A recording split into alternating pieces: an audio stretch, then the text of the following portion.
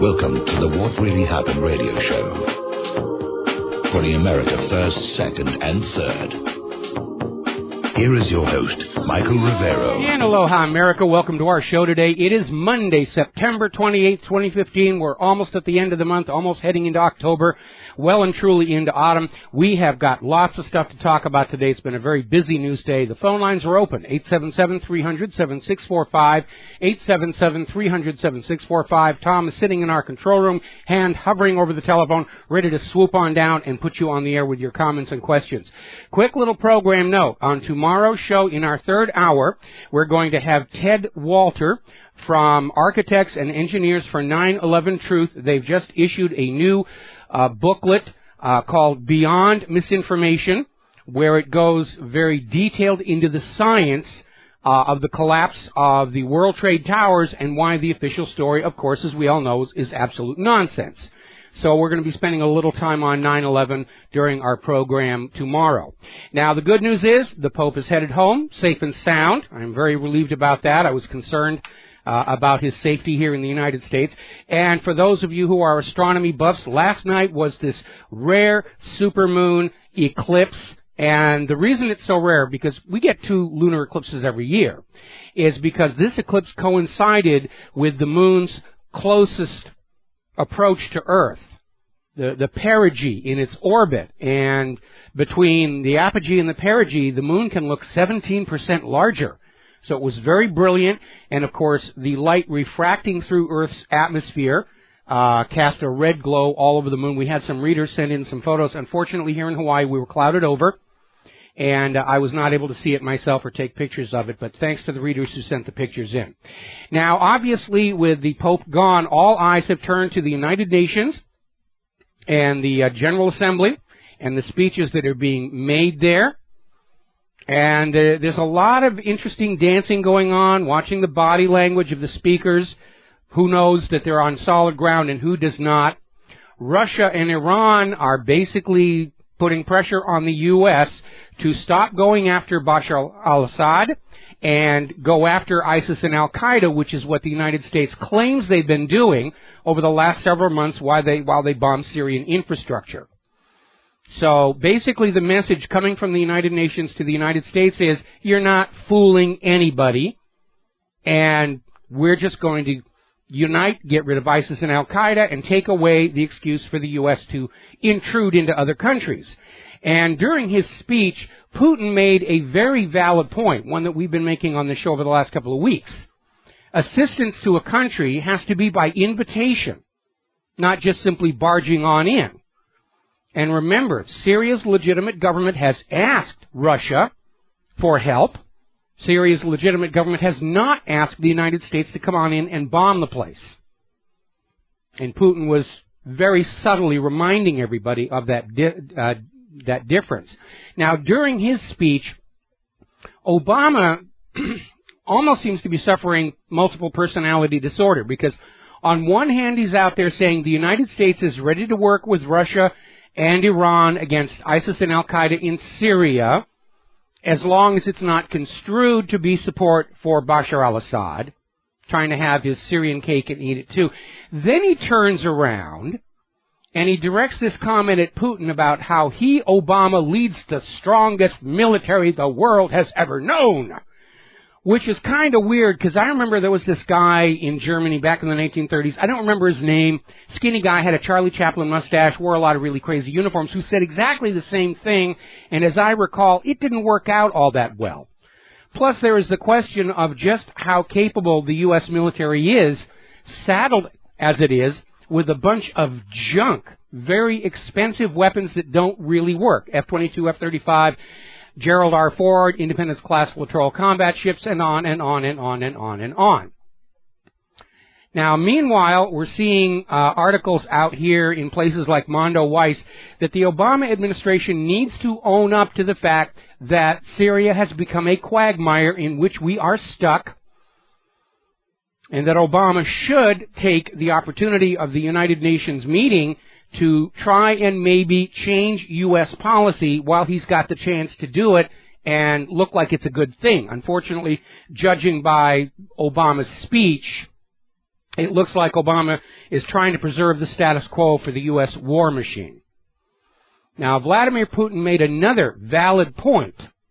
The U.S. keeps referring to Assad's enemies in Syria as the opposition, but they're all terror groups. Al-Qaeda, ISIS, all these other people. It's not political opposition. It's a hired mercenary army. And it should be considered as such. Calling them the opposition is an attempt to grant them some kind of illusion of political legitimacy by the U.S. And again, nobody's buying that. And it was interesting during Putin's speech and during Obama's speech to look for the cutaways to show the audience at the United Nations and their reactions. And that tells you an awful lot about just how far the U.S. credibility has suffered in recent years. Now, Iran's Rouhani got up there and laid it out. He said the real reason there is such a terror problem around the world is continued U.S. support for the inhumane government of Israel. And then he went back about, how hard they worked to reach the P5+1 deal. Iran surrendered many of its rights that it was legally entitled to under the Nuclear Non-Proliferation Treaty, merely to be allowed to go back to doing the business it was doing before. But he announced they are open for business. And, of course, we know with the agreement on the P5+1, every nation on earth is in Iran doing deals except, of course, the United States, where Israel is still fighting a battle in our Congress to find some way to derail this. And all these American businesses that might be making money in Iran, they're being forced to sit and wait and wait. And by the time this is resolved, the American businesses are going to go to Iran. There's going to be nothing left. This is causing major harm to our economy at a time where our economy does not have the resilience to survive it. But anything for Netanyahu and Israel and AIPAC. Now, Senator Dick Black came out. We can feel the tide is turning, even within government and corporate media. Senator Dick Black came on out, basically saying the war will end if the U.S. stops training and arming all these jihadists. So that part of the Benghazi cover-up is blown. Everybody knows the United States was smuggling weapons from a lot of places, but from Libya through the consulate in Benghazi to ISIS and Al-Qaeda in Syria. Technically our declared enemies in the war on terror. And again, if Hillary Clinton did that on her own authority, it's an act of treason. Aid and comfort to the enemy in time of war. If she was following Obama's orders, which seems much more likely to me, then it reveals the entire war on terror was just a gigantic hoax to cover U.S. wars of economic conquest. Now, the United Nations Deputy Secretary General basically came out and said it is clear at this point ISIS was allowed to flourish and grow into a monster inside Syria, despite claims by the United States that the U.S. was opposing ISIS in Syria. It was a botched-up foreign policy right from the start. Meanwhile, France has started their first airstrikes against ISIS in Syria, and, unlike the United States of America, France is actually hitting the ISIS positions. And so we have everybody going into Syria. They are going to get ISIS and Al-Qaeda and take away the U.S. pretext for being inside Syria at all. Alrighty, so I think at this point we can expect an announcement that some French product fails to meet some arbitrary U.S. environmental standard. The way they went after Germany, now they're going to go after France. French cheese is bad for you. We'll be right back. Aloha, America. Welcome back to the show. We're talking about events going on in Syria. And now, of course, we hear that China is getting ready to step in to join Russia in dealing with Western-backed ISIS. That's actually the headline. And we're starting to see that phrase show up more and more, even in the corporate media. Western-backed ISIS. Everybody knows what happened. Everybody knows who did it. Now the fingers are starting to point, saying, oh, it was their idea. No, it was their idea. No, it was their idea. And the Pentagon is still out there trying to claim that this is all actually just an accident and a misunderstanding because we gave our weapons to people we thought were on our side, and they gave the weapons to the people who are not on our side. No, ISIS, like Al-Qaeda, is a manufactured enemy that the U.S. uses to affect foreign policy and to trick you into surrendering your money and the lives of your children in wars of conquest that benefit the money junkies. That's what's been going on.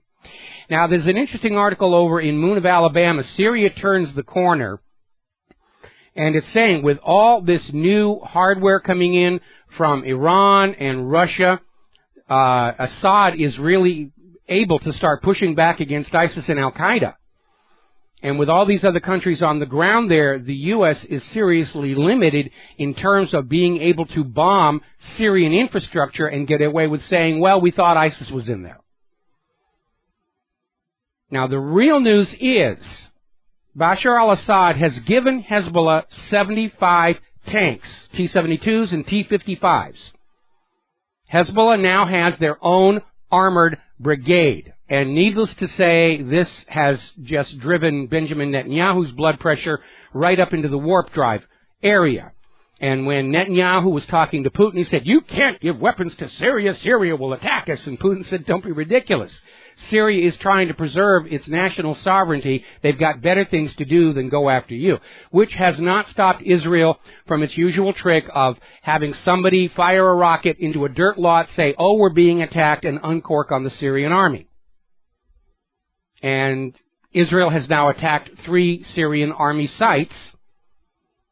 And even Israel admits they have no idea who actually fired the rocket.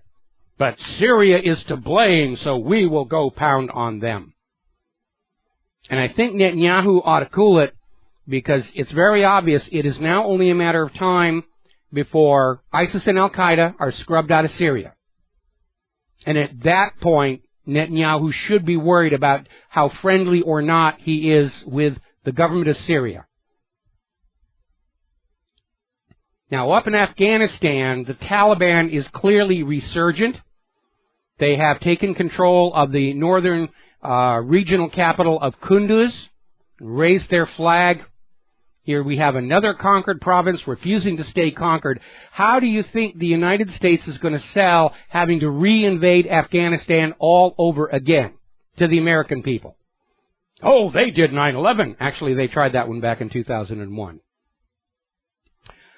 And a reminder, the main reason the U.S. went into Afghanistan had nothing to do with 9/11.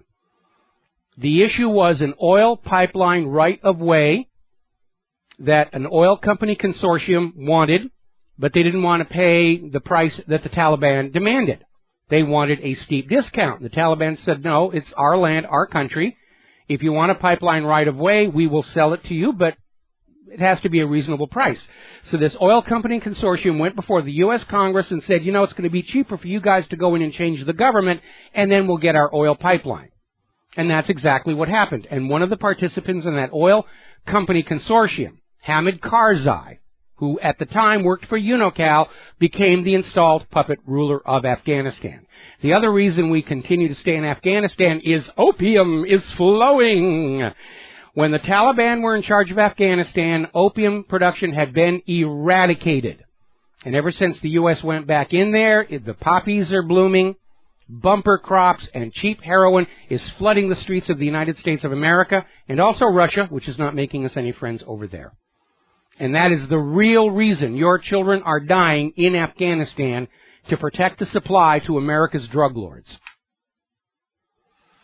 Adding insult to injury, the U.S. is now deploying troops to Somalia and South Sudan to help fight against Islamist terrorists. No, to basically slap down more countries that want to run their own affairs without being told what to do by an outside power. And we need more of that attitude here in the United States of America, I might add. Now, over in Spain, they had their election yesterday, and it's kind of bizarre. We're hearing all kinds of different reports. Last night we were hearing from all the exit polls that the pro-independence parties were going to win the majority. Catalan secession is set to win election amid record turnout. The numbers were just huge. And then finally ending with this report in The Guardian, Catalan separatists win election and claim it, yes, vote for breakaway. Then we get this weird story out of Bloomberg. Spanish bonds rise as Catalonian voters reject independence bid. What the heck is going on over there? Is Bloomberg hiring the Scottish vote counters? Because Bloomberg's story is at striking odds with what we're getting from over there in Europe. Now then, on the economy, as you probably heard on the news break, it was an insane day on the stock market. It was an insane day all over the global stock market. The Dow Jones Industrial Average actually dipped briefly into the 15,000s.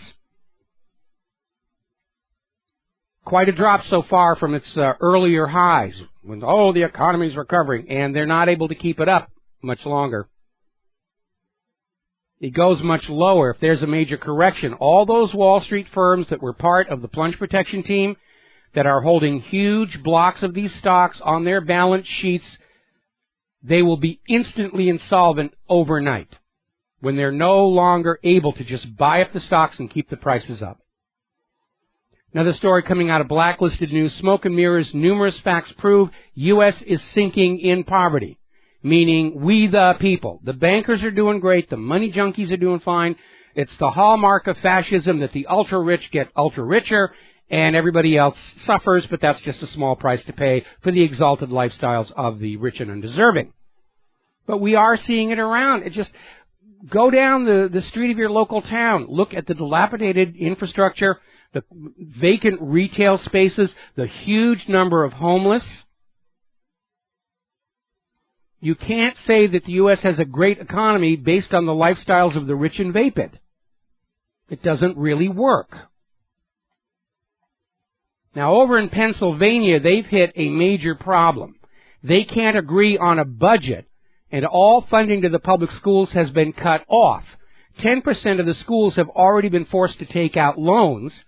Others are looking at simply closing their doors. That's a much more accurate picture of life in the United States during the economic recovery. We'll be right back. Oh, hi, America. Welcome back to the show. We're talking about the economy here. And very interesting statistics. Again, there is such a tremendous disconnect between lifestyles of the Wall Street money junkies and the real world. And the corporate media continues to try and say, oh, really, everything's fine. It's only 5% unemployment rate. Really, we're in the middle of an economic recovery. It's been recovering for, since 2008, and of course, none of us can see it. The Wall Streeters are making out like bandits. The Federal Reserve just cranks out all this zero-interest money and pours it all over them. Story coming out of Washington's blog. 39% of U.S. children spend at least 1 year in poverty. For black children, it is 75%. That doesn't sound to me like the economy is recovering or healthy or serving the people. The economy is set up to serve the money junkies. That is what fascism is. Whole Foods is going to cut 1,500 jobs over the next 8 weeks in an attempt to remain competitive. I know we all want to eat healthy, but unfortunately the healthy food tends to cost more, and a lot of people are saying, I have no choice. I have to go back to the chemical-laden, filler-loaded GMO stuff because I can't afford safe, healthy food. It's now forbidden to the masses. Only the rich, the elite, the politically powerful get to eat safe, healthy, organic food. The rest of us are all eating Soylent Green. Now, Egypt has announced they're going to buy 50 Ka-52 helicopters from Russia. These are attack helicopters, and apparently Egypt is doing this to go with the Mistral carriers that they bought from France. And Russia agreed that it was okay for France to sell these Mistrals to Egypt with the Russian-built electronics still installed. So they're not going to have to strip them out, turn them into empty hulks. And so Egypt is now going to have these 2 Mistral carriers with Russian electronics and Russian attack helicopters on them. And that probably is going to make Israel very nervous as well. Meanwhile, Chinese President Xi Jinping is pledging to cancel debts to the world's least developed nations. He's basically going to set up a $2 billion fund to help developing countries wipe out their debt. So China understands how debt can destroy nations.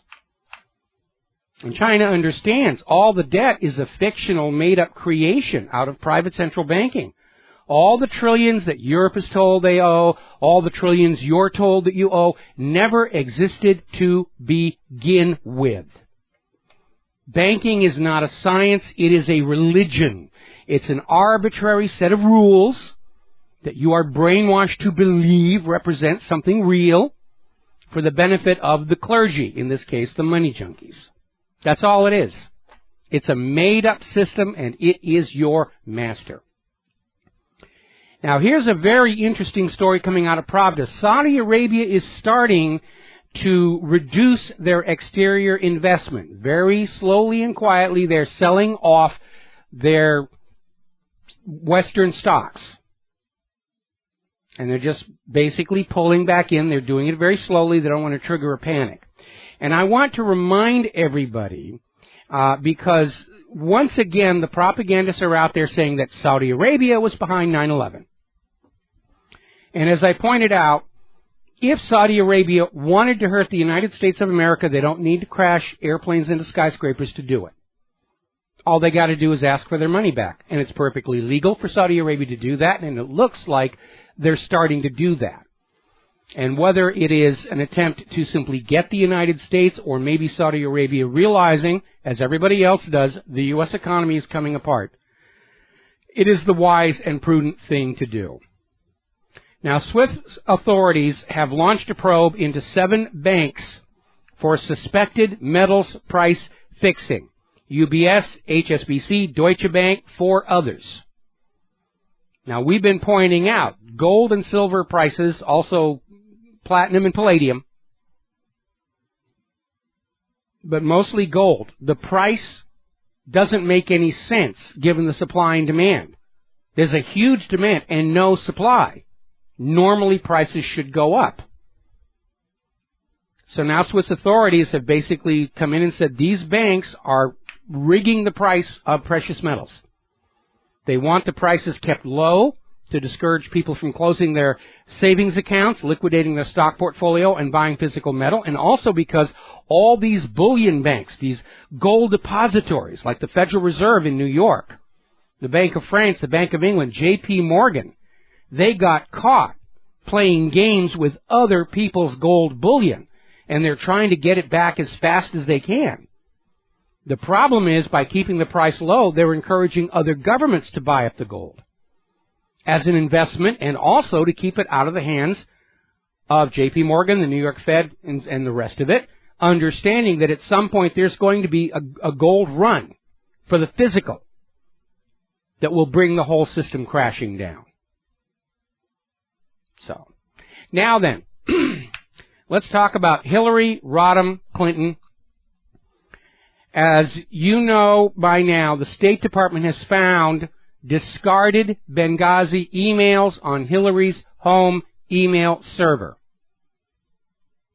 In other words, it is now established Hillary was erasing or deleting work-related emails that were not turned over to the Benghazi committee in Congress. She's been caught lying yet again. And apparently, in her arrogance, she is still convinced she's going to find some way out of this. She got her husband, former President Bill Clinton, to make the rounds of the media saying, this is all just a conspiracy theory. It's all the fault of the Republicans. They can't stand the idea of another Democratic president or a Democratic Congress. They've just ginned this up out of thin air because they want to go. They hate women. They don't want my wife in the office. And it would be a little more convincing if Bill Clinton could wipe that smirk off of his face. But he doesn't seem able to. And you know how desperate they have to be to drag out Monica Lewinsky's ex-boyfriend to defend Hillary's actions? And the reaction to Bill Clinton's comments has triggered a huge backlash, in part because it isn't a conspiracy theory. Hillary provably has lied and has broken the law. And there may be an even bigger scandal behind it if it turns out Hillary was selling secrets for donations to the Clinton Foundation. Plus, we've all heard this before, the vast right-wing conspiracy. Our enemies hate us. They're making up all these stories about Vince Foster and the cattle futures trading. They're all out to get us. And you know something that really worries me about Hillary Clinton's supporters? They don't seem bothered by any of this. They want Hillary no matter what. Hillary could kill live puppies on national TV, and Hillary's backers would still worship her. Now, Hillary is facing another backlash over her comments on rape victims on college campuses. And initially it was because of how Hillary Clinton herself had gone after and tried to destroy all of the victims of Bill's assaults. But there's a new little wrinkle. I'm going to talk about it when we come right back. Hi, America. Welcome back to the show here, and we're talking about Hillary Clinton, and she is desperate to pull attention away from the email, Benghazi, possible spying scandals, and get back to campaigning on the manufactured fringe issues that are the hallmark of every election season.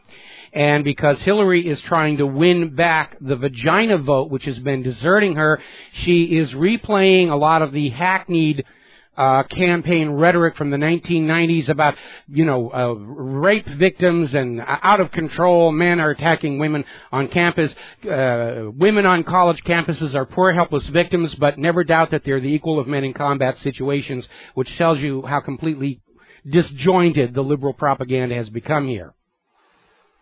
Now, when Hillary came out with this the other week about all victims of sexual abuse have a right to be heard and a right to be believed, a lot of people got on her case. First of all, because you only have a right to be believed if you're telling the truth. And we know during the 1990 rape hysteria, male bash, feminist fury, rape became the second most falsely reported crime in the U.S. according to the FBI's supplementary crime statistics. Time magazine actually quoted Catherine Comans, the assistant dean of student activity at Vassar, as saying a false rape charge was a good experience for a man to have to go through. That's how out of control it was. Now there is a new wrinkle because there is a new book, The Clintons' War on Women, which is due out on October 13th, which says Bill Clinton's first alleged rape was of a 19-year-old college student named Eileen Wellstone. And apparently Bill Clinton was saved from prosecution because the U.S. State Department intervened because they did not want a Rhodes Scholar charged with rape. So the Clintons have been protected all along for whatever reason. Now, Hillary Clinton, getting back to the email scandal, is trying to go the route, it's all just a conspiracy theory. Now, all this stuff about the emails, selling secrets, it's all conspiracy theory. Just a bunch of tinfoil hat wackos out there. The reality is that Hillary Clinton has provably broken the law, specifically 18 U.S.C. Section 1924. When you have a security clearance to receive classified documents, you're not allowed to just take them and do what you want with them. There are provisions in the law as to where those documents must be kept under what circumstances. This was the law that brought Petraeus down. And Hillary has broken the law. It is a felony to remove classification tags from email. We know that happened, because classified emails were found on her server that were not so marked. Hillary's other tactic right now is to basically deny involvement. I had little to do with it. Somebody else did. It's not my fault. If there's a problem, it was somebody else's fault. which, by the way, was the same thing she was saying over this very strange work arrangement that her close personal friend and aide, Huma Abedin, had, where Huma was allowed to collect a full-time salary from the State Department, and at the same time, she was working for the Clinton Foundation and for Teneo, which is a Clinton-linked for-profit corporation. And then it turned out Hillary actually signed the documents that gave Huma the exception to the rules. So we know when Hillary says, I had nothing to do with it, she's lying again. Hillary is now trying to claim that she herself did not personally participate in the review of the email on her server. And if something was there, she had no idea. She's trying to distance herself. And it gets even more interesting than that. Hillary is refusing to promise to her backers that there is no more to come. Because it's hammer blow after hammer blow after hammer blow, and Hillary's backers are saying, this has to end. Where does it end? Where does the scandal stop? And Hillary says, I can't guarantee anything.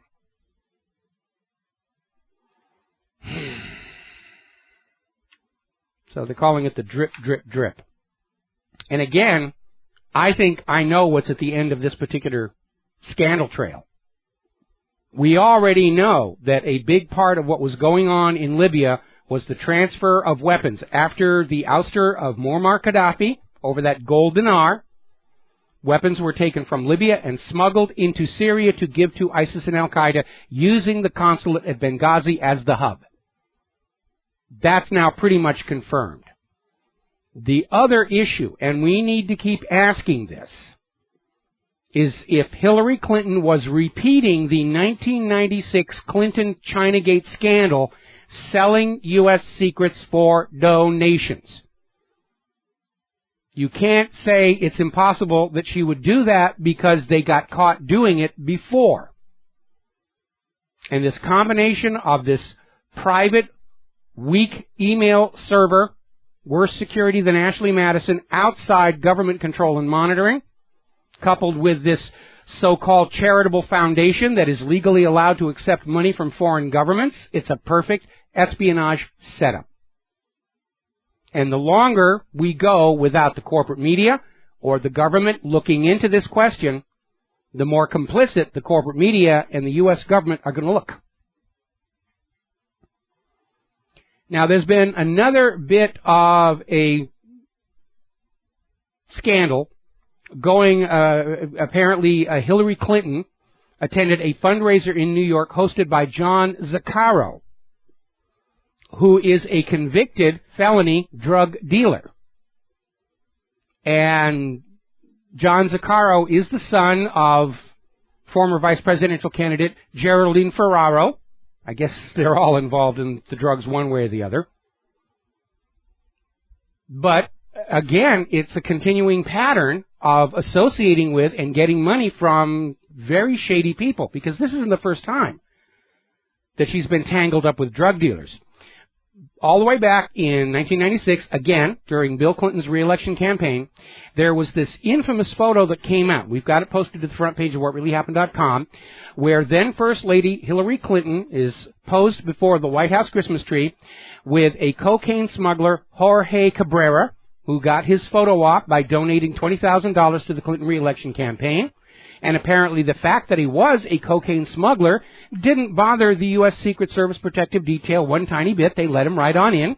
He also got his picture taken with then Vice President Al Gore. And only 3 weeks after that photo was taken, Cabrera was arrested for importing 6,000 pounds of cocaine, 3 tons, into the United States on boats through the Florida Keys. Now, last week, during the Pope's visit, the Clinton Foundation decided to have this big party in New York City on Saturday. And they invited the Pope and Elton John and Janet Yellen, Leonardo DiCaprio, Bill Blasio. Going to be a star-studded celebration of the Clinton Foundation, and apparently they all turned them down. Nobody wanted to be seen anywhere near the Clinton Foundation. Everybody is beginning to understand there's something very, very stinky about that foundation. Remember, they were hit with a RICO lawsuit by Larry Klayman. And the only reason they got out of it is the judge was appointed by Bill Clinton and simply threw the case out of court. Clear conflict of interest, refused to recuse himself, and just said, your case is gone. Now, another funny story. Apparently, Bill Clinton recruited film director Steven Spielberg to coach her on how to appear warmer and likable and less like Margaret Thatcher. And apparently, during the workshop rehearsals, she threw a tantrum and kicked the camera over. So, and finally, you remember that whole birth certificate nonsense? Obama is really Kenyan and the rest of it, and of course I've been saying it was nonsense all along. The Washington Post, Politico, and The Guardian have all now confirmed that the Hillary Clinton campaign came up with this birth certificate nonsense during the 2007-2008 campaign. All of that birth certificate nonsense was Hillary's invention to go after Obama. We'll be right back. Aloha, America. Welcome back to the show here. Hour number 2. The phone lines are open, 877-300-7645. We're going to go ahead and take a phone call here. Andrew in New York. Aloha. Welcome to the show. What's on your mind today? Hey, Michael. I want to talk about, the documentary that Michael Moore made about Fahrenheit 9/11. Yes. It's kind of bogus because people don't buy the government's official story 9/11 now. They're just saying, oh, it's Saudi Arabia. They're trying to come, another excuse. Okay, well, before you go any further, there's something you need to understand about Michael Moore, and I'm a great admirer of a lot of his films. I think Canadian Bacon was hilarious, but Michael Moore's business manager is Rahm Emanuel's brother. And so, obviously from the start, Fahrenheit 9/11 was never, ever going to look at the evidence of Israel's involvement with 9/11. And also, it didn't really talk about that much how about the government was, really involved in 9/11. Only just made, a few hints and nothing that much. Well, I did see the film when it came out. I wasn't expecting much from it because of that compromising connection. But at this point, I don't think there's hardly anybody left on this planet, not on a government paycheck, that believes the official U.S. government story about 9/11. With all that's been exposed, the arrested Israeli spies, the thermite, the engineering impossibility of the official story, World Trade Center 7 collapsing into its own footprint, reported as having collapsed 26 minutes before it happened by BBC, Fox News, and CNN. Nobody's buying the official story any longer.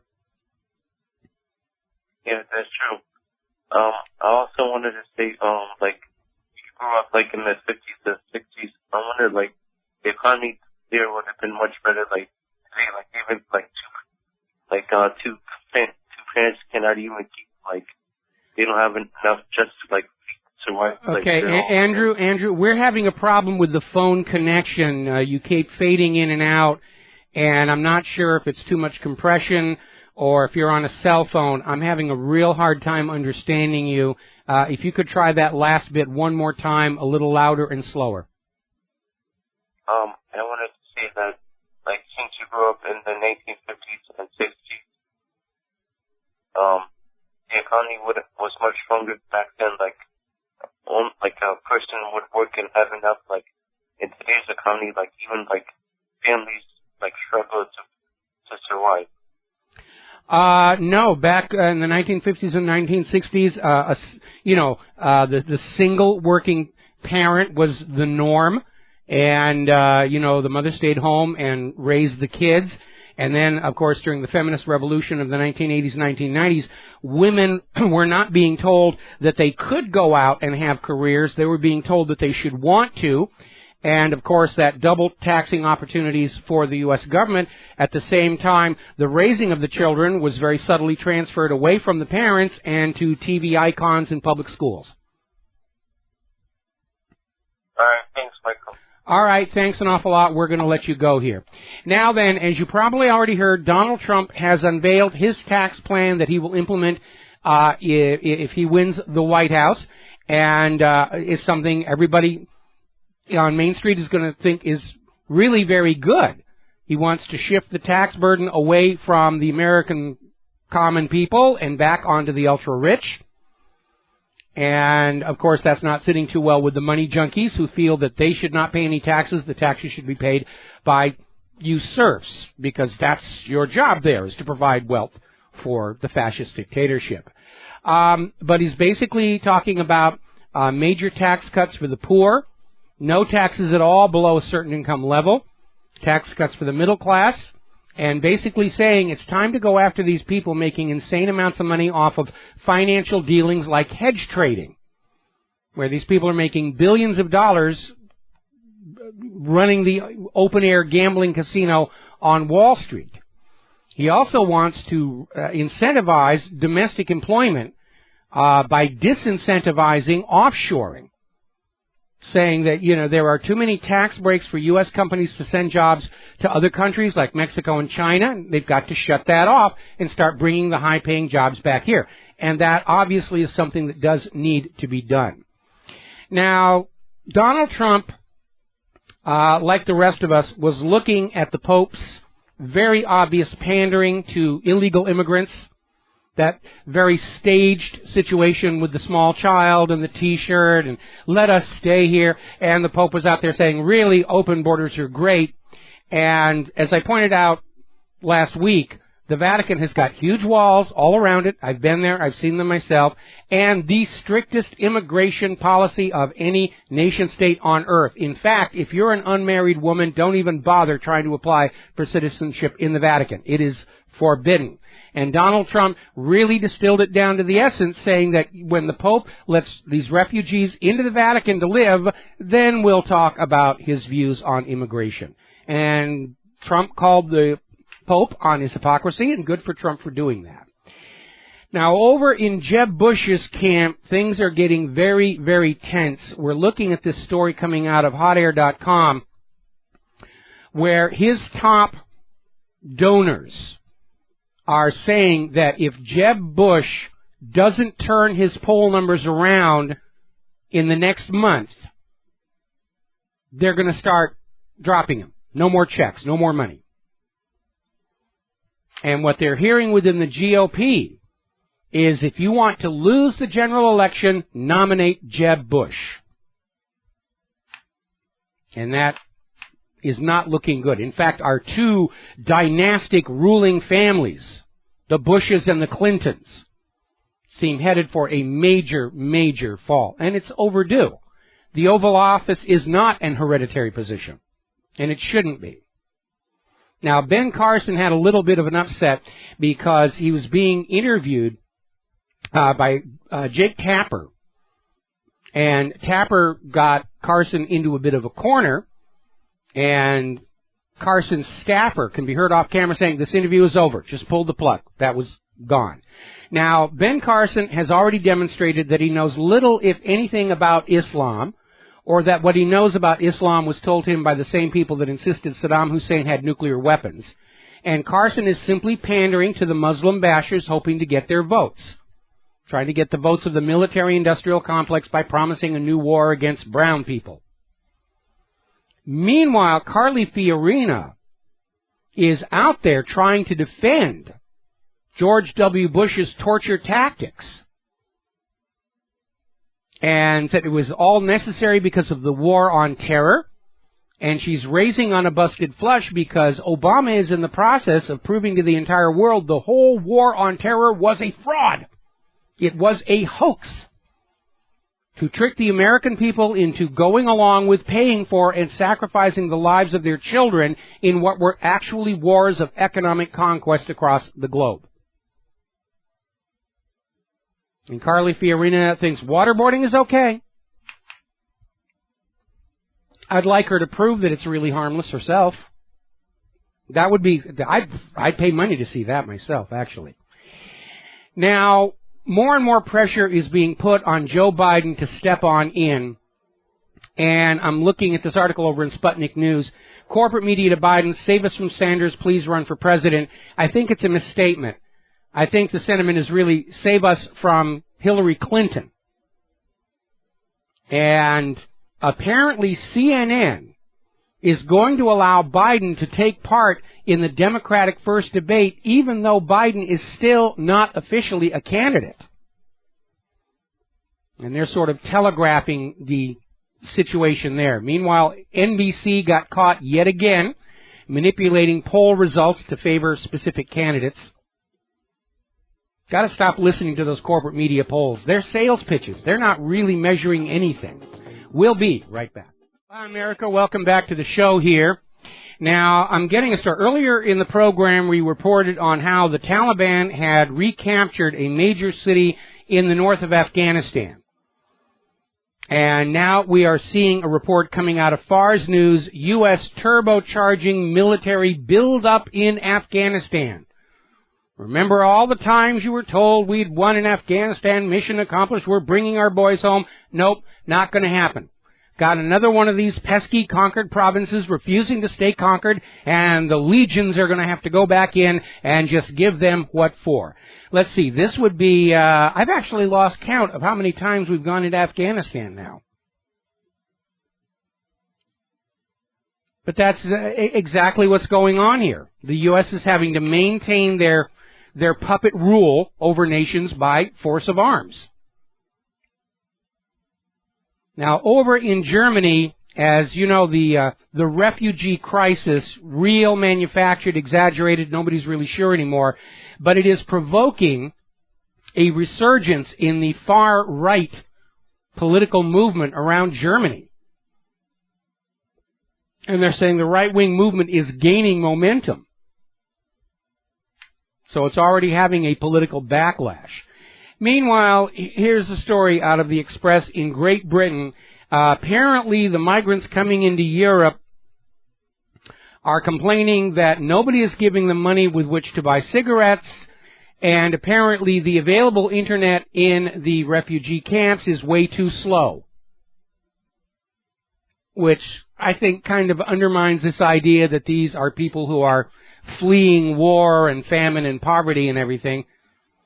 They're already whining, I don't have enough internet, I don't have enough cigarettes. Amazing. Now, as you heard on the news, the former CEO of Volkswagen, Martin Winterkorn, is being investigated for fraud, possible criminal fraud, involving the emissions cheating scandal. This could actually wreck Volkswagen. They're looking at massive, massive lawsuits, litigation. Volkswagen's Skoda brand is saying 1.2 million of their cars are affected globally by the emissions issue. Audi is saying 2.1 million of its diesel cars were fitted with the emissions cheat devices. And Volkswagen's problems are even hitting the Mexican economy because a lot of Volkswagens sold in Canada and the United States are being manufactured down there. And the sales are plummeting. And I don't think it's because people are that concerned about the environment. It's the idea that you're being lied to. And that is something consumers do not like. When you are sold one thing and you're given something else, it grates. Now, we have been talking about this week's meeting of the Regents of the University of California. And they are looking at a resolution which they're saying in order to protect freedom of speech and expression on the campus, speech will have to be restricted. And they're wrapping it around this idea that they want to mandate freedom from being offended as the new standard across all of the University of California campuses. If you say something and anybody anywhere says, I am offended by it, you can be silenced. And you know how easy it is to find somebody who's offended about anything. There are too many people running around this world already whose entire sense of self-worth is based on always being offended by something somebody else is doing. Now, there's an interesting article over in The Intercept that Dianne Feinstein and her military contractor husband are fully supporting this idea that free speech is free speech up to the point where it offends somebody. And Dianne Feinstein is one of the people who is basically in here trying to say that any speech that criticizes the government of Israel is offensive to Jews everywhere. And now you see what the real agenda is here. Israel is afraid they're losing their iron grip on the American people. Our eyes are open. We're seeing what's been going on in the halls of Congress. And so Israel is carrying the fight to our college campuses to try and simply ban any discussion of what Israel's doing in Palestine, Israel's doing in Syria, Israel's doing in Lebanon. You will not be allowed to say anything negative about Israel anywhere. Now then, the reason we have the First Amendment right to freedom of speech is not so that we can have canvases in art galleries with bovine poo on them, or so that we can have naked girls dancing on poles. The purpose of the First Amendment was to give us all the right to criticize government when it is wrong. And there's nothing in the First Amendment that confines it to the American government. We have a right to criticize any government anywhere on the planet that we see is behaving badly. And I'm hoping some public interest lawyer is going to take the regents of the University of California all the way to the Supreme Court. Because banning speech merely for offending somebody is a violation of our First Amendment. Because you cannot tell the truth without somebody being offended by it. Usually those who are afraid of the truth. Usually the liars, the concealers, are always going to say, "Oh, I'm offended by the fact that you're saying that." Remember what Voltaire said. To learn who rules over you, simply find out who you are not allowed to criticize. You can criticize Obama all you want. You can criticize Biden, criticize Hillary Clinton. Doing a lot of that around here. But you can't criticize Israel. So apply the Voltaire test. And that tells you that, yes, indeed, the U.S. government is a puppet ruler on behalf of a foreign power. Another article on this very same topic came out from Indie Bay, saying that right now Israel supporters are using exaggerated hysteria to sell this idea that we cannot allow any speech on the University of California campuses that criticizes Israel in any way. Oh, it's anti-Semitism. That's the only reason. Israel's not doing anything wrong. It's just Jew hate. That's kind of like trying to defend Nazi Germany by saying you're all being anti-Aryan. Hitler didn't do anything wrong. You just hate the German people. And it's ridiculous, and we laugh at it, and yet Israel has gotten away with this nonsense for over 60 years. And frankly, I can't imagine the UC Regents passing this offense-free measure without seeing their enrollment plummet immediately from students who still value the Bill of Rights. We'll be right back. Aloha, America. Welcome back to the show here. Now, following along on this idea of the University of California Regents wanting to ban speech that offends anybody about anything, we have this other article that appeared in IntelliHub where the American feminists have gone to the United Nations demanding the United Nations start censoring the Internet to scrub it of all sexist or harassing commentary, with the feminists being the sole decider of what constitutes harassment or sexism. And we're seeing this panic reaction. The Internet has destroyed the ability of those in power to lie with impunity to the general public. And because they rule with lies, fraud, and deception, it's a serious inconvenience. And they're trying to find some way they can take it back under control. And if you study history, and you go back and you look at when Gutenberg rediscovered movable type printing, and all of a sudden books became affordable to the middle class, it was just as much a threat back then to the ruling class, that people could read, they could trade ideas, there were books, there were pamphlets all over the place, and the elites tried to get in control of it. And ultimately they failed, of course. And those institutions that could evolve and adapt to a new reality of not being able to lie to the public as much survived. And those institutions that couldn't evolve and adapt went extinct. And I think ultimately that's what's going to happen to the U.S. government, because they are carrying the burden of hundreds of years of lies, fraud, and deception, and they can't maintain it all. And they're never going to be able to shut down and control the Internet. They're spending huge amounts of money trying to do it, and it is still failing, because everybody knows that's what the government is doing. We're going to grab ourselves a phone call here. Dustin in New Jersey. Aloha. Welcome to the show. What's on your mind? Yeah, hi, Mike. So according to every single channel on TV, Putin's doing this out of weakness. He's the aggressor. Assad's a tyrant who gasses and barrel bombs everybody. It's the same old rhetoric, man.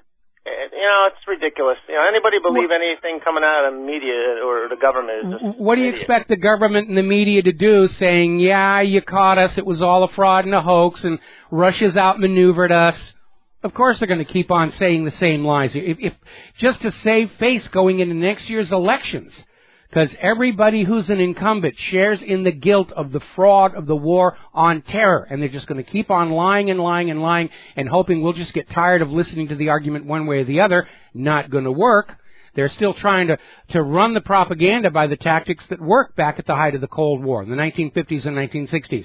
And they don't work anymore. And a lot of these people are still not really understanding that at this point. Hey, Mike, on all these refugees just amazingly getting pushed into Europe, do you think this has anything to do with their reducing population from birth rates and they need more people for the Ponzi scheme? Like, I was thinking about this, and I'm like, put them on welfare or get them to spend money and keep the scam going a little longer? Well, they can't spend money they don't have. That's the problem. Population isn't the issue. Available currency is the problem, because private central banks have sucked all the wealth of all the nations up to the pockets of a very few, and just adding more people into the system isn't going to make the economy any more powerful. If anything, it's going to hasten its ultimate eventual collapse. But I think in the current case, the refugees pouring into Europe, I think, was fanned up and has certainly been exaggerated a great deal by the media in an attempt to sell Europe on the idea of partitioning Syria into two pieces, little tiny Damascus, which Bashar al-Assad gets to keep over there by the coast, and then the so-called safe haven for the Syrian people, which just happens to sit over all the oil and will be ruled by a U.S. puppet government. Unfortunately, Putin got to his coalition to get rid of ISIS and al-Qaeda, and so that whole agenda of partitioning Syria is now dead in the water, and all the people of Europe are dealing with the refugee crisis for no good purpose at all. And Mike, I want to just, remind your listeners, do you really think that all this money went to train 5 rebels? They're siphoning the money for the ISIS for weapons. That's what they're doing. Of course they are. Military, I mean, look how much money the Pentagon even, $8 trillion the Pentagon can't account for. I'm sure it went somewhere. And we're always seeing about all this humanitarian aid money, or we're going to send all this money to Haiti, and it doesn't get to the people. It just buys the corruption and puts up luxury resorts. Now we've got David Cameron is going to pour all this money into climate change in third world countries. It's not going to do anything about climate change. It's just going to be bribes to the governments of those third world countries to do what Great Britain wants. Because they can't say we're having to bribe these other governments to do what we want.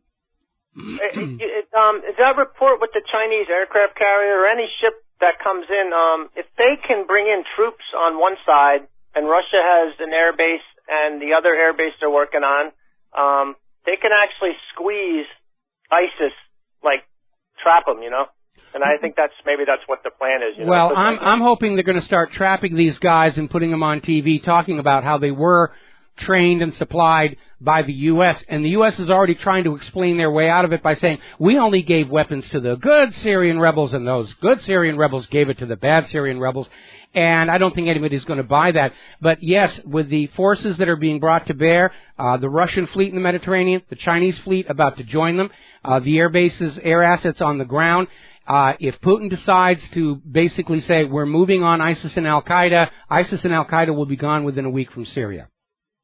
That means ISIS is going to be flinging their own little babies on the Russian and the Chinese bayonets. Well, I don't know that ISIS has a lot of babies. I mean, they're all basically just hired mercenaries. They'll probably throw kittens or something on there. Or they'll come up with a new video from Rita Katz Inside Intelligence. ISIS is going to torture these mice unless Russia leaves, or some such nonsense. Yeah, it's a disaster. That and the stock market, man, everything's going down the tubes. Thank Washington, everybody.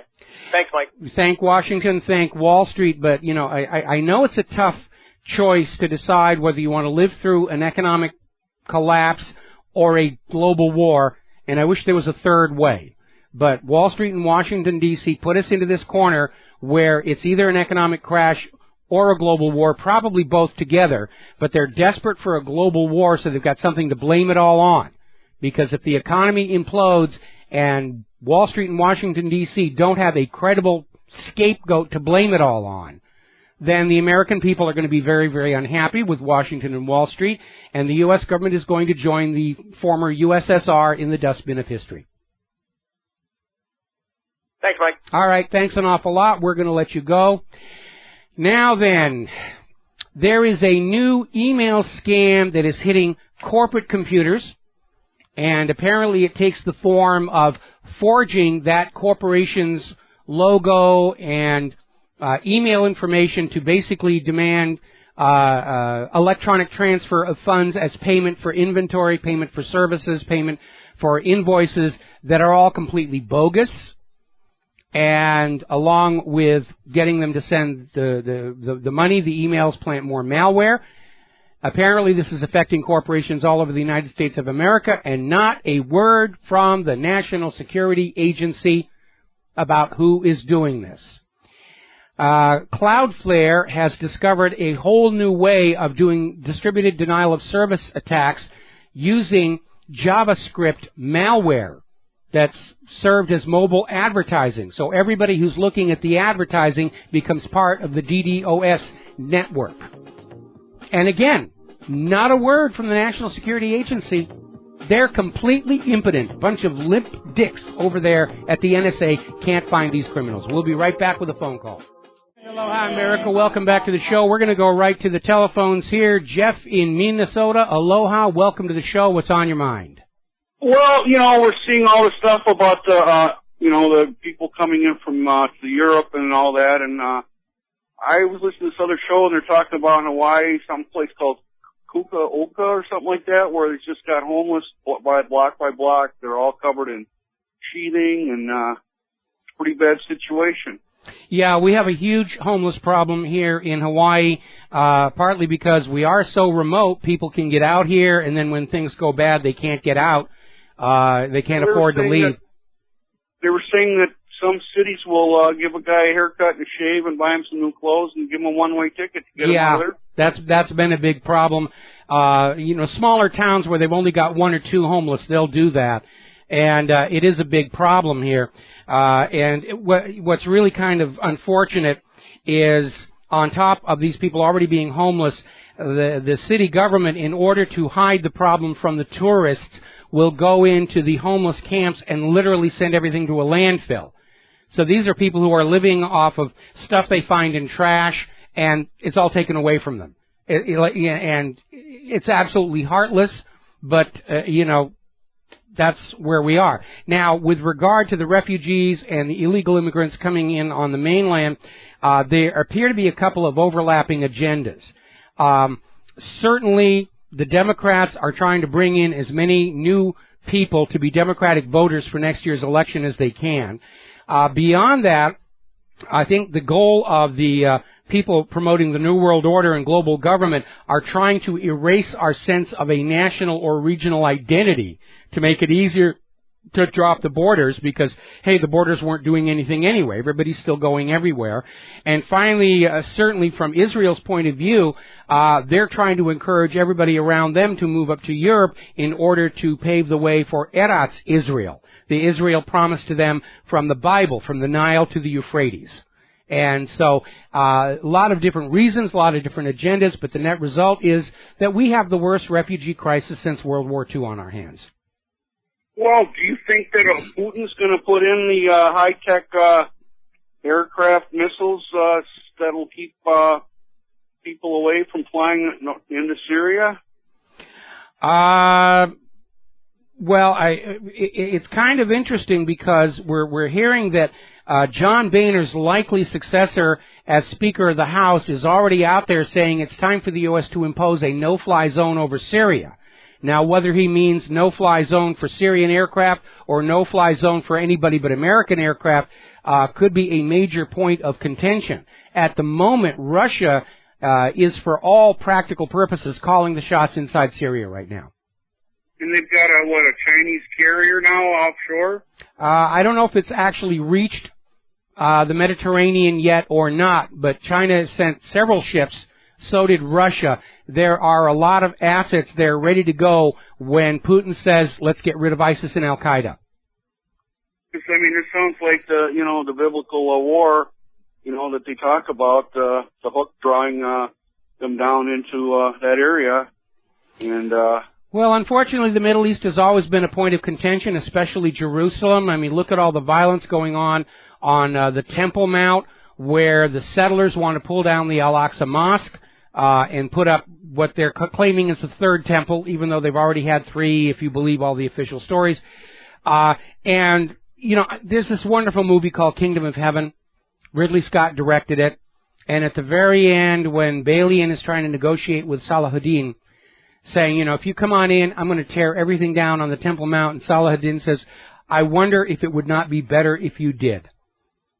All these bits of stone and wood that just drive men mad. And I think probably the world would calm down a lot if an asteroid fell out of the sky and just erased the Temple Mount completely. And everybody would mourn it, and they'd remember it and memorialize it, but they wouldn't fight over it anymore. I know, it's a pretty crazy world.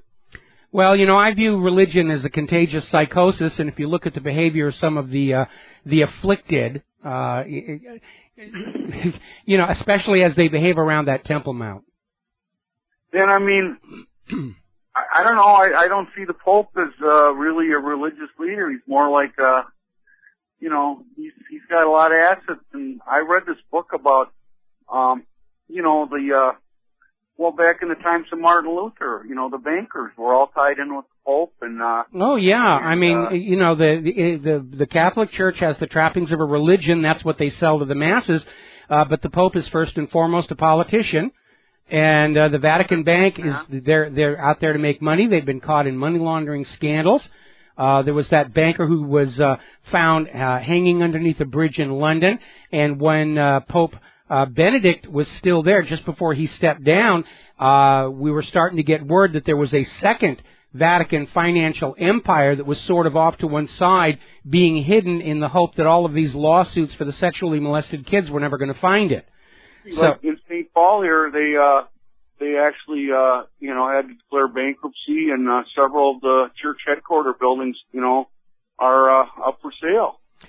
Well, religion is in decline. There's no question about it. I mean, the fanatics are doing really good, but overall, religion is very much on the wane, in part because of the obvious corruption, in part because of the molestation scandal, and because in the modern scientific technocratic world, it really doesn't make a whole lot of sense what they're out there trying to sell people. Now, I know a lot of people go to church just for the sense of community and fellowship, and they get together and they do some very good charitable works, but there are people who get together for a sense of community and charitable works without it having to be wrapped, in a religion. So, religion as a whole is very much in decline. Yeah.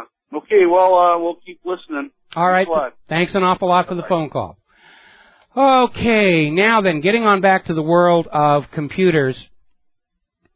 Last year, 2014, 17.4 million Americans were victims of identity theft.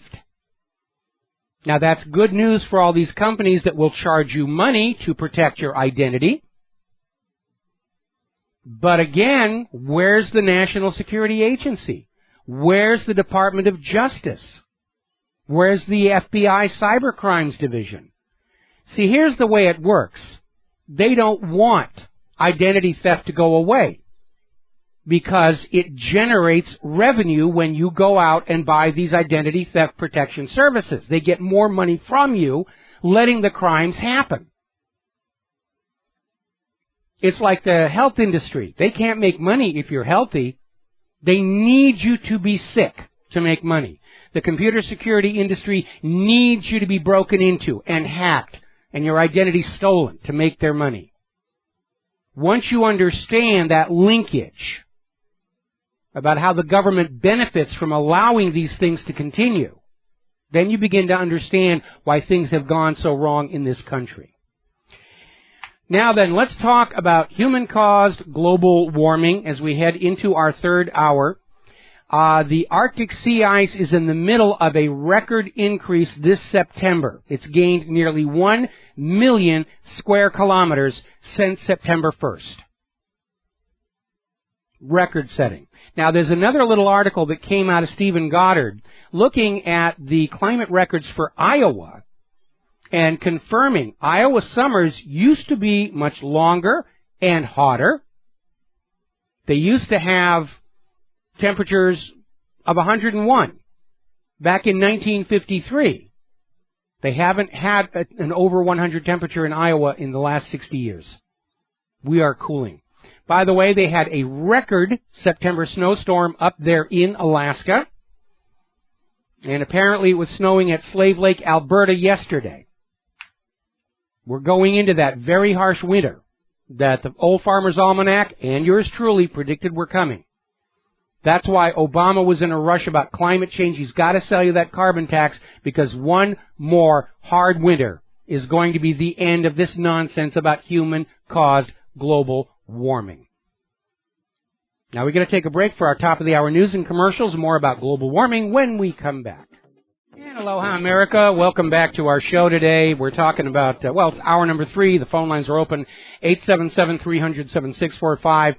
And even Russia is out there saying that we are looking at what could be the worst winter in modern history. And they're already saying, same thing that so many others are saying who are not on Al Gore's payroll, little ice age is coming.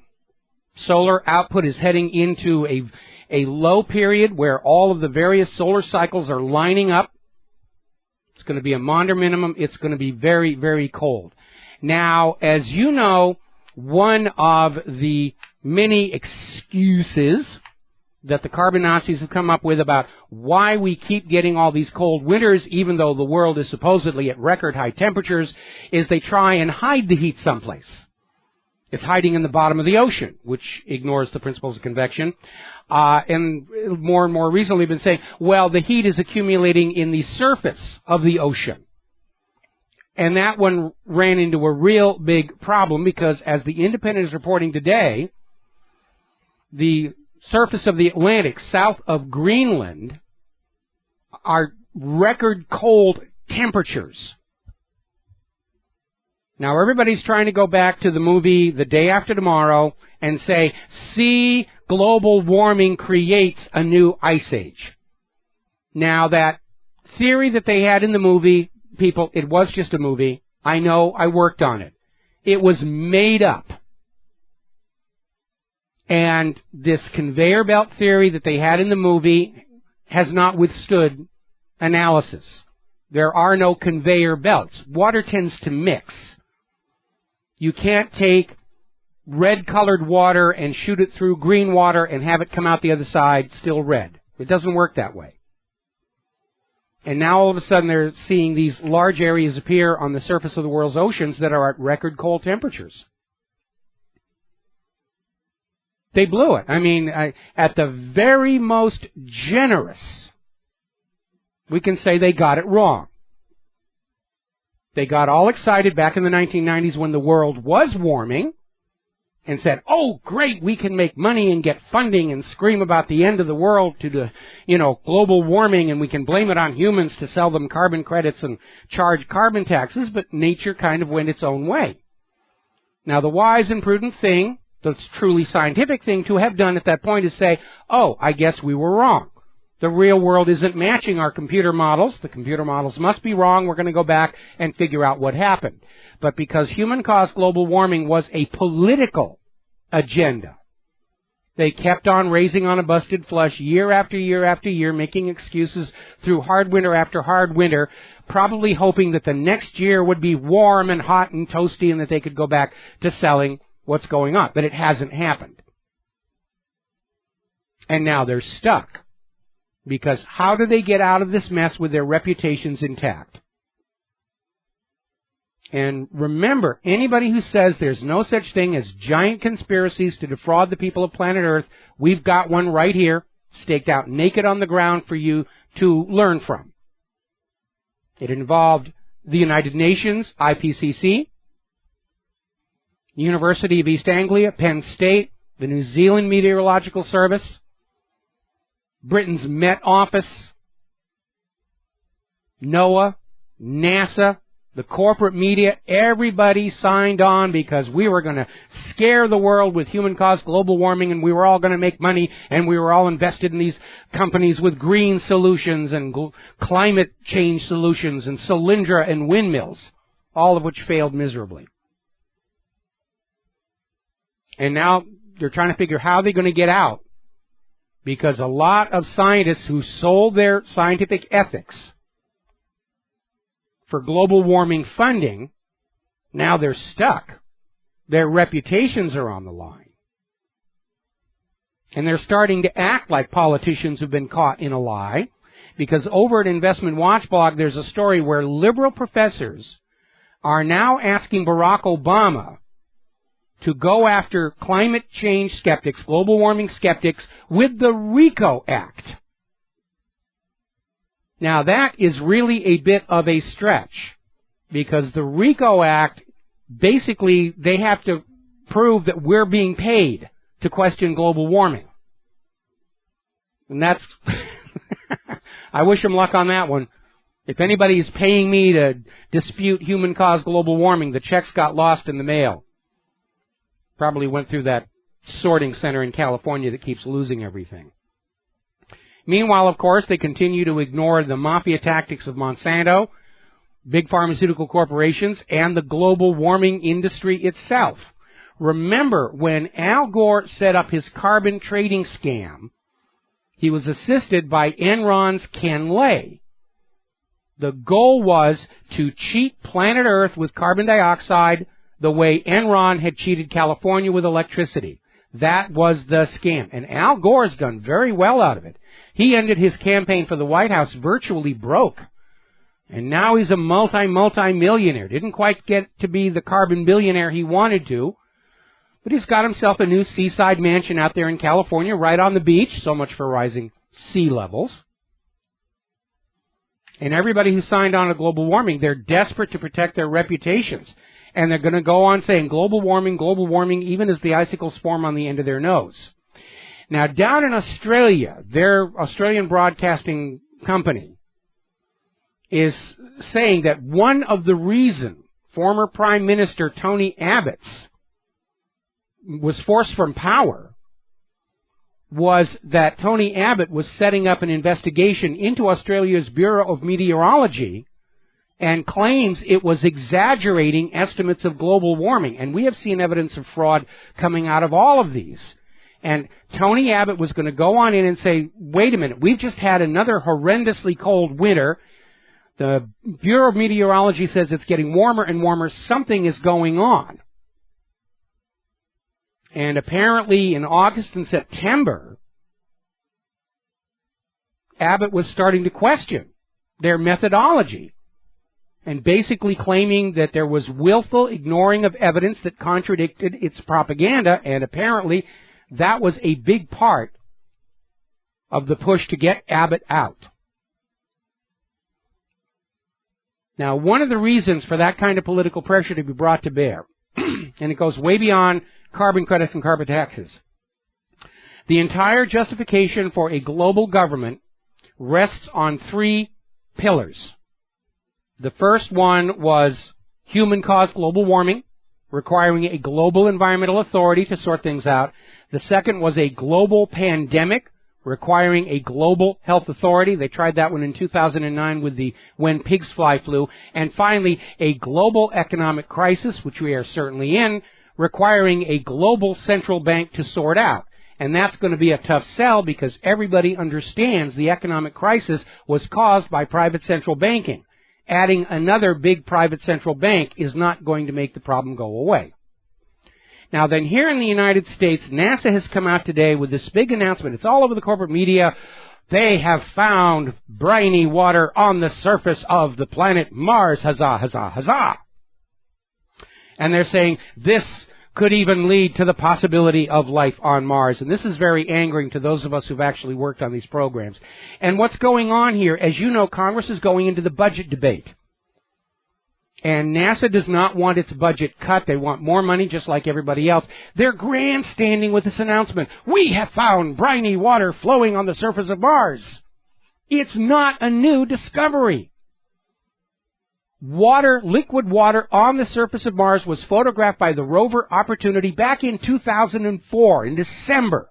We posted the picture at WhatReallyHappened.com pointing it out. And water flows on Mars have been imaged from the orbiters several times since. More about Mars when we come back. Aloha, America. Welcome back to the show. And we're talking about NASA's grand announcement today that they have discovered flowing liquid briny water on the planet Mars.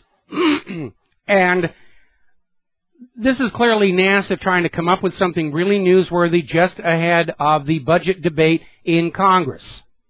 Because water has been seen on Mars long before now. Was imaged by the rover Opportunity in December 2004. They have seen water flowing down the sides of craters from the orbiters several times since then. This is not a new discovery.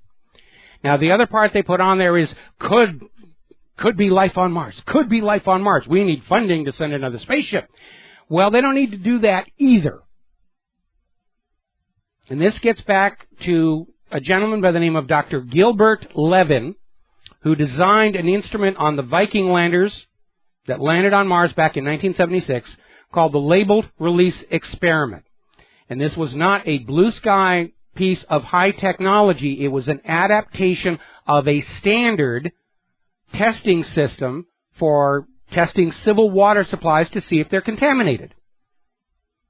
And all it is you take some water from the water supply and you dump it in this nutrient solution that's tagged with a radioactive isotope, and you have a detector overhead to detect if biological activity is producing waste gases.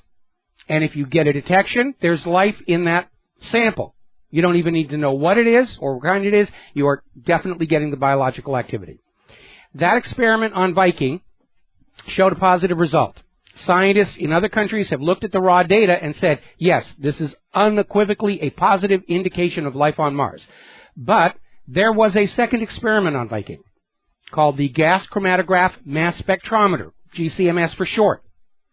Now, the GCMS took a sample of the Martian soil and heated it just a little bit to drive off potential organic molecules, but not tear them apart in order for the mass spectrometer to detect them. That instrument returned a negative result. So one positive, one negative, and NASA made a decision based on politics to go with the negative one, because there was a big wailing and gnashing of teeth coming from the religious right that there couldn't be life on Mars because it's not in the Bible and we would not be special in the eyes of blah, blah, blah. I mean, NASA was literally getting calls from religious right members of Congress saying, if you say there's life on Mars, your budget's going to be cut. And they were already bruised over this big battle about landing Viking 1 right on the bicentennial, July 4th. 1976 was a big stink. And because the initial selected site was deemed too dangerous, they missed that. And the White House called up and said, all right, you will set it down on the anniversary of the Apollo landing, July 20th. And that's why Viking 1 touched down. That was all being driven by politics. Now, fast forward to later Martian probes, And we find out the Martian soil is loaded with a class of chemicals called perchlorates. Now, perchlorates, in the presence of heat, decompose organic molecules. So there is no way the GCMS on Viking could have ever worked properly. It was the perchlorates in the soil were destroying organic molecules before the GCMS could detect them. It's a false negative, completely invalid, bogus result. Now, if NASA were going to be honest and forthright at that point, they would have said, okay, we have to go back and look at Viking. We now know the GCMS didn't work, couldn't work. We're left with a single positive result indicating life on Mars. But NASA didn't do that because NASA, being run by political appointees, is just as reluctant to admit error and mistake as anybody else. Remember the big stink over the O-rings when they lost Challenger? Richard Feynman had to literally come in with a glass of ice water and a piece of O-ring material to point out the fact that NASA's engineers were lying about the resilience of the O-ring material at sub-zero temperatures. And NASA didn't do that. And to this day, they're defending their decision. It was the best decision. And I posted some comments about this, Dr. Gilbert's work on the original article. And I'm getting jumped over by all these people about, you don't know what you're talking about. You're a tinfoil hat.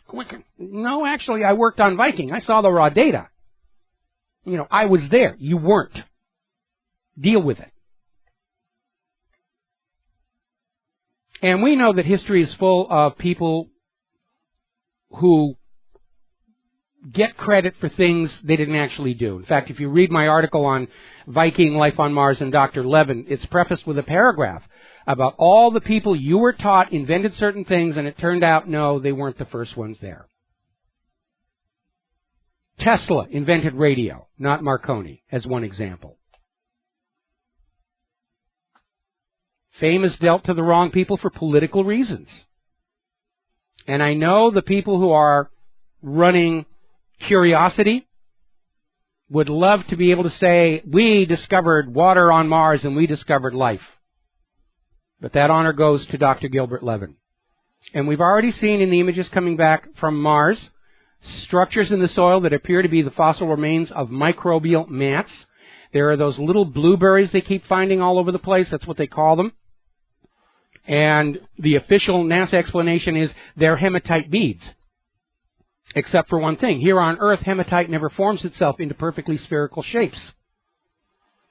The only object we have here on Earth that forms perfectly spherical shapes are hard crust microbial colonies. And there's no question there is a certain desire not to see life on other worlds for a couple of reasons. One, it means we're not special.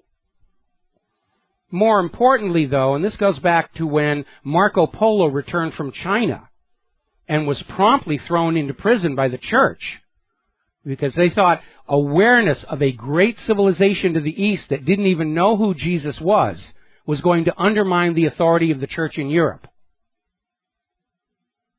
And had the U.S. government announced confirmation of life on Mars in 1976, the American people might have put down all their weapons of war and said, let's stop killing each other and unite together to find out who the heck is out there.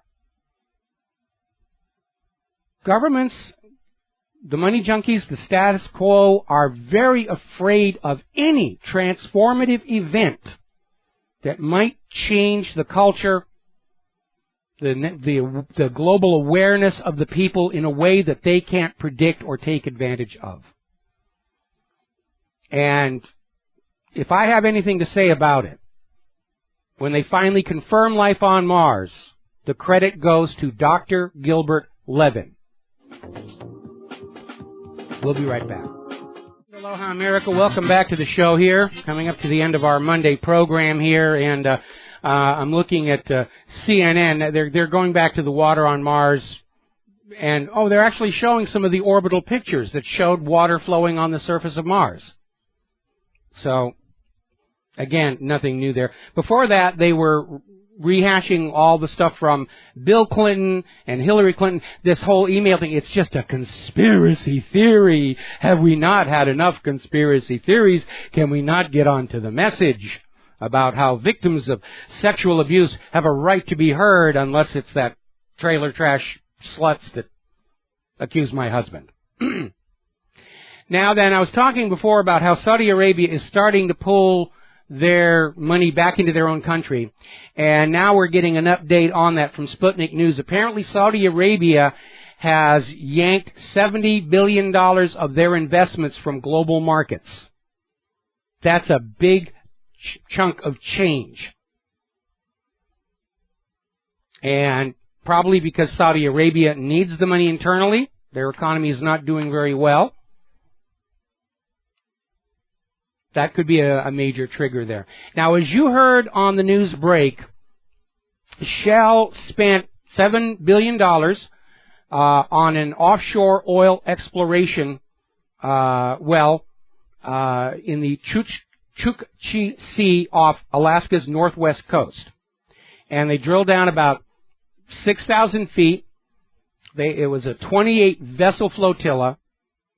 And they found indications of oil and gas, but not what they thought was going to be down there. Now, my concern about drilling down 6,000 feet, I'm not sure the technology is really evolved enough to deal with those pressures, because that's what happened to the Deepwater Horizon. They were drilling into very, very deep reservoirs under tremendous amounts of pressure, and the hardware just didn't survive. So anyway, Shell has abandoned this project. It's just easier to go invade other countries and take their oil. Now then, apparently up off the coast of Canada, they are detecting radioactive cesium-137. They're doing an isotopic match with a mass spectrometer and determining that, yes, indeed, it is from Fukushima. The gift that keeps on giving to those of us here in the Pacific Ocean. TEPCO is now acknowledging that reactor number 2 melted down all of its fuel. Complete, total, 100% meltdown.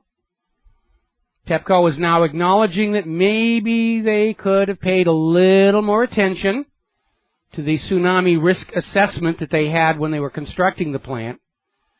And remember, go back to the story of the power station at Onagawa. The guy who was in charge of designing that power station fought a one-man war to get what he thought were adequate safeguards against quake and tsunami based on the provable history of that region. Because you can't have a tsunami without it leaving marks that you can find if you know where to look. And just put his foot down, made a lot of enemies, and said, this is going to be built safe. And unfortunately, he did not live long enough to see his vindication, because Onagawa was the only power station that survived that quake and tsunami without any damage at all. And it's another reminder, safety decisions should never be left up to the money junkies. Because they're always going to say, I want to put the money in my pocket. If it fails somewhere down the road, it's not my problem, except Fukushima is now everybody's problem. Another very alarming story coming out of Natural Blaze. According to a study from the University of California at Davis and Hasanuddin University in Indonesia, 1/4 of all fish sold in fish markets in California and Indonesia contained man-made debris, plastic or fibrous material in their guts. Now, obviously, that's a portion of the fish you do not eat, but it is certainly an indicator of the extent to which just throwing trash in the ocean is causing a lot of harm. And they're now saying basically the fish on your plate may have this foreign debris inside them. If the debris is inert, okay, but if the debris has leachates, in other words, and this is common with a lot of plastics, especially plastics not approved for food or beverage use, wrapping plastics. They have a problem with leaching certain chemicals into solution around them, and that's going to get into the fish, and you're going to eat it. And this despite all these supposed U.S. government agencies like the FDA and the USDA, which are paid huge amounts of your tax dollars to guarantee a safe food supply. And you're not getting it. FDA and USDA are buddy-buddy with the food corporations and the pharmaceutical corporations, but they're not really doing the job they're supposed to be doing. Just like the Securities and Exchange Commission ignored Bernie Madoff, Minerals Management Service ignored the Deepwater Horizon, because when you descend into an economic fascist dictatorship, government aligns with corporations against the general population.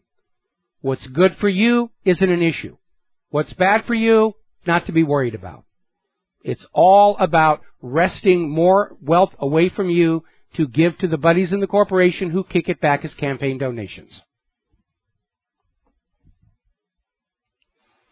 Now, out in California, there is a very large and growing movement in opposition to the recent mandatory vaccine law passed for school children, and now California is looking at one for adults. And there's an interesting little wrinkle that they've come up with. Any law that mandates you get a vaccination is a violation of the Nuremberg codes, which demand informed medical consent before any treatment whatsoever. And this part of the Nuremberg Code came out of the abuses of Nazi Germany, where medical experiments and treatment were inflicted on people who didn't want it. And so they just wrote it right into the Nuremberg Code. Nobody is allowed to force you to undergo medical treatment. And if the vaccines were safe and effective, it wouldn't be an issue. But we're seeing time and time again where the vaccines, they're now admitting the vaccines trigger the epidemic of the disease being vaccinated against. Because person A gets the vaccination, and they're shedding vaccine particles as they go about their business, giving the illness to everybody around them. Which stimulates the business, because now we've got a new flu epidemic and everybody's going to buy the flu vaccine. Remember what I said before, the medical industrial complex can't make money if you are healthy. The whole business model falls apart unless you are constantly, chronically ill with symptoms they can sell you treatments for. They depend on it. They're financially incentivized to not let you be healthy or well. That's what's driving the current economy. Healthcare that doesn't make you healthy, food that does not feed you, products that wear out very, very quickly. And by the way, the environmentalists screaming about our plastic bags never talk about the highly wasteful practice of planned obsolescence. Manufacture something, throw it away, buy a replacement. Throw that away, buy another replacement. Boy, you want to talk about greenhouse gases and waste of the Earth's resources? That's it right there. But those carbon Nazis never talk about that part. They just want your carbon tax money. We'll be right back. Hi, America. Welcome back to our show. Last segment of the program today. And it is rather amazing to be watching on the corporate media where Bill and Hillary Clinton are out there, and they seem to be absolutely convinced that they can get away with this scandal because they've always gotten away with scandals their entire life. All the way back to their Arkansas days, all the way back to Iran-Contra. They've always been protected, and they've gotten away with everything. I think it would be a good thing for our country as a whole to see one of the untouchables be brought down, whether it's one of the Bushes or one of the Clintons, to send a warning to the crooks. You are not invulnerable. But there is a certain degree of arrogance that's coming out of the Clintons right now. They're absolutely convinced that this is not going to stick. The Teflon candidate, if you will. Now, my article, Hillary the Spy, has been copied onto almost 900 other blogs around the world. And we need to keep putting this out there, because this is a question that should be asked. Is Hillary Clinton was Hillary Clinton, repeating the 1996 Clinton Chinagate scandal, selling secrets for donations, using a private email server with very weak security, coupled with a charitable foundation to accept and launder the money. It's a legitimate question, and it needs to be asked. And the longer the U.S. government and the corporate media ignore that question, the more complicit they will look. Remember, Hillary's already telling her donors she can't guarantee there isn't more about to come out. And still they support her.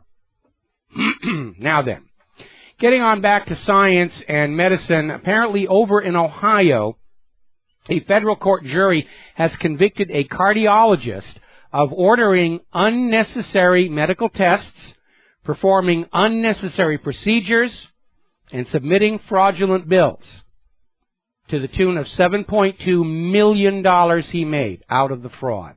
There was another story a member put up at WhatReallyHappened.com about a woman who had a double mastectomy, only to find out there was never any cancer to begin with. They're just there to sell you stuff. They're not really concerned about your health. You're basically a walking wallet.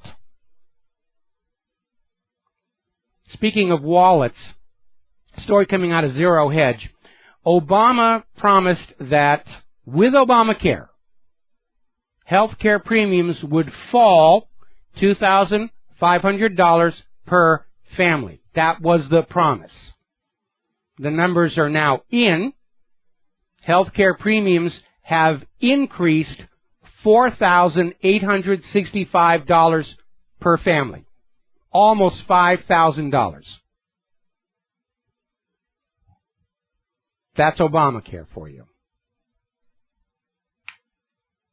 Now, even with all that instant cash coming in, it's not penciling out.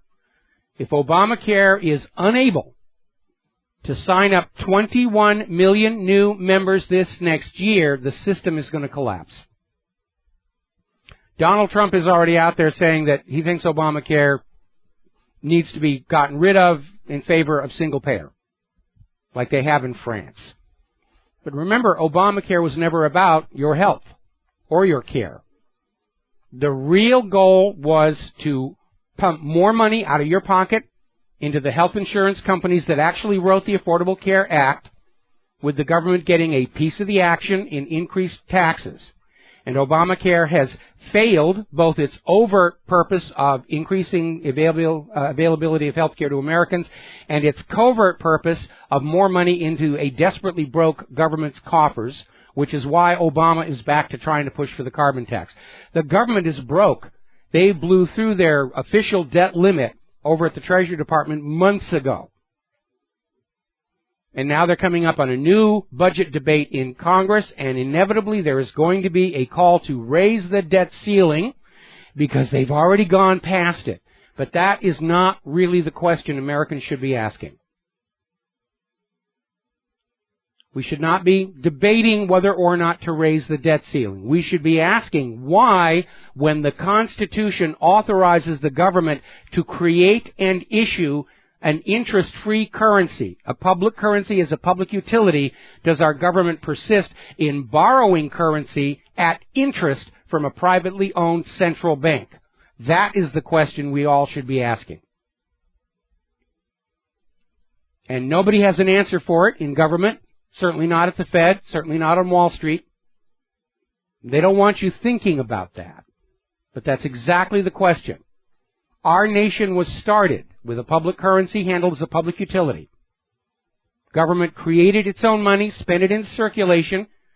It flowed through circulation, powering commerce without accruing interest, and then was taxed back in the same amount to balance the books and close the cycle. And it works for the nation and the people.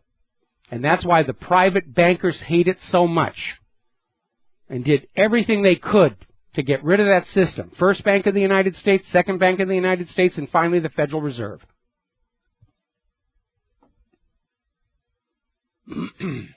Now then, not too long ago, you probably heard this story over in Poland, where explorers with ground-penetrating radar claim to have found indications of a legendary missing Nazi gold train that was supposed to be hidden in a hillside 70 years ago at the conclusion of World War II. Now, some people looking at the data from the radar are saying there's nothing there. But apparently Polish soldiers have started digging at the site. Now, for some reason, they're only going to dig down 1 meter, and the ground-penetrating radar is saying that whatever is down there is 8 meters down. So I don't know what they're trying to do.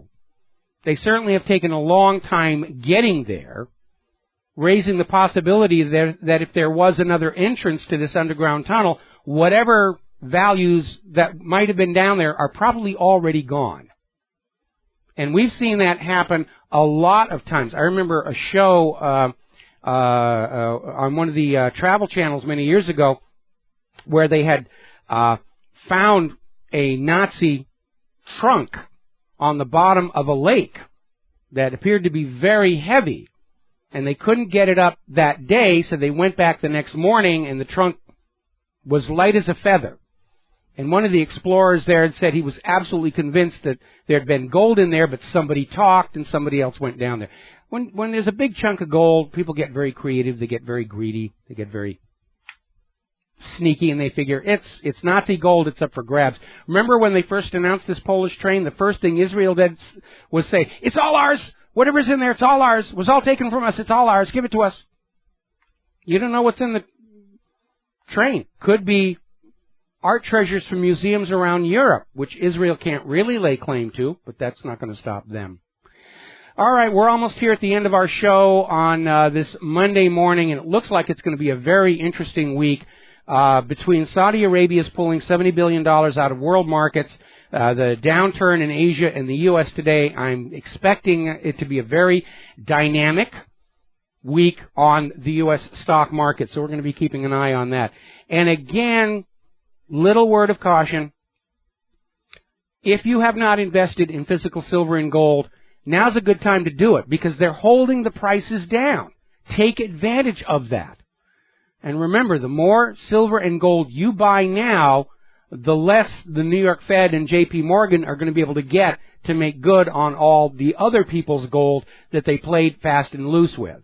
Now, History Channel is rerunning America's Book of Secrets from 2 seasons ago, and if you have not seen it, catch The Gold Conspiracy, because we were talking about all this stuff 2 years ago, where the gold that other countries, other banks think they have stored at the Fed and J.P. Morgan isn't really there anymore. There's the music. Time for me to get out of here and do Jim Goddard's show. We'll be back tomorrow here on the Genesis Communication Network. Until then, stay safe, stay informed, stay skeptical, make good choices. Share what you know with everybody you know, especially the Hillary the Spy story. Make it go viral. Aloha, America.